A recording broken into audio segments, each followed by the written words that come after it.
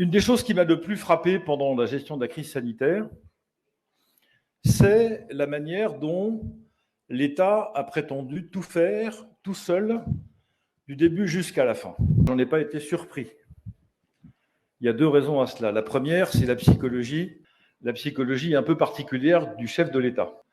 Un homme extrêmement obsédé par la domination de l'argent et de la relation de commerce sur l'ensemble de l'organisation sociale. Un homme extrêmement orgueilleux, très brutal, ne supportant pas la contradiction et ne supportant surtout pas qu'on lui démontre qu'il se trompait. Donc voilà quel homme c'est. Et cet homme-là, pour mener à bien son projet, a besoin de faire en sorte que les corps intermédiaires n'existent plus. Quels sont les groupes dans lesquels on peut à la fois s'épanouir individuellement et participer au bien commun? La famille est un corps intermédiaire. L'association est un corps intermédiaire. Le territoire est un corps intermédiaire. L'entreprise est un corps intermédiaire. Tous ces groupes de personnes participent au bien commun et nous permettent de nous épanouir. Il y a ceux qui renforcent les corps intermédiaires pour protéger les individus contre la toute-puissance de l'État, et ceux qui détruisent les corps intermédiaires pour mettre les individus à la merci de l'État. Et quand vous êtes dans une logique dominante de marché, ce qui est le cas du projet de M. Macron, vous avez évidemment intérêt à ce que les individus ne soient protégés par personne, qu'ils soient isolés, que la société soit fractionnée, pour ne pas dire fracturée. Et vous faites tout pour ça. À force de raboter la liberté des familles et de les appauvrir sur le plan économique, ça c'est la politique de François Hollande. À force de mépriser les organisations syndicales, salariées comme patronales, ça c'est l'œuvre de François Hollande plus Emmanuel Macron. À force de rogner des libertés à nos entreprises en leur compliquant la vie à loisir, et pour les associations c'est exactement la même chose. Que se passe-t-il? Eh bien, ces corps intermédiaires affaiblis ou méprisés ne peuvent plus jouer leur rôle. Et mesdames et messieurs, nous nous retrouvons, chacun et chacune, potentiellement tout seuls face à la toute-puissance de l'État. C'est exactement ce qui est arrivé à ceux qui ont été suspendus parce qu'ils ont refusé d'être vaccinés. Les corps intermédiaires, ça nous protège. Ça reconstitue des solidarités naturelles, parce que ce sont des solidarités de vie, de groupes naturels qui se forment en fonction de nos intérêts.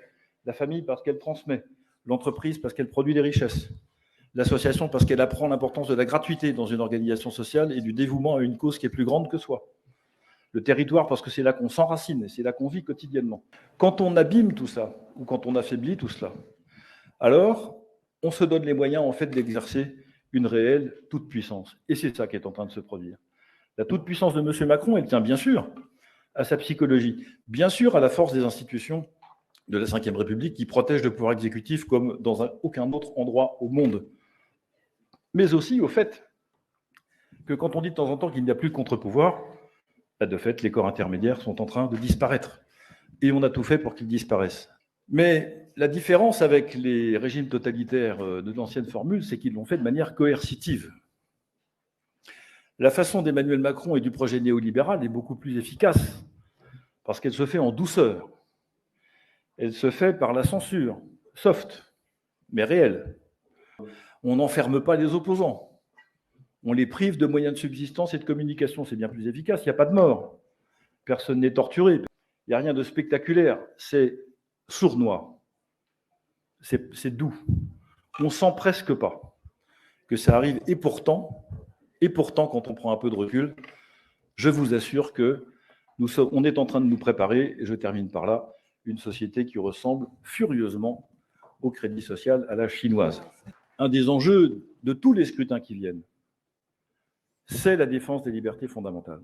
Cette défense des libertés fondamentales ne peut se faire que dans le rétablissement de la force et de la vivacité, de la vitalité des corps intermédiaires.